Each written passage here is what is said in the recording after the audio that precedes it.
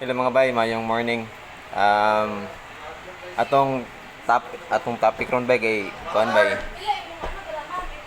ay um, Iris Marion Young, no.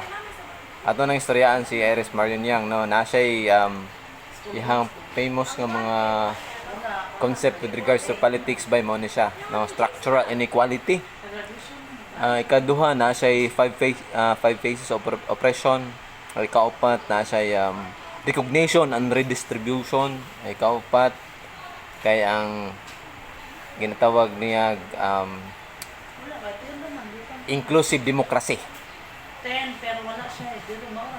So sa atong society by whether we like it or not institution, naagi na mga inequality, structural inequality.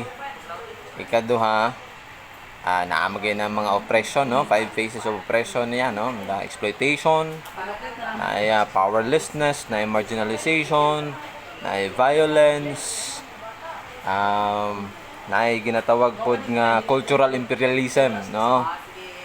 Tapos ang recognition pod ba, ang lack of recognition especially sa institution, like for example if you are a teacher, ang recognition nimo bilang teacher, no? Agang muna siya bay. So for the meantime, mo lang sana siya. Dengan salamat. If you have questions, just comment below.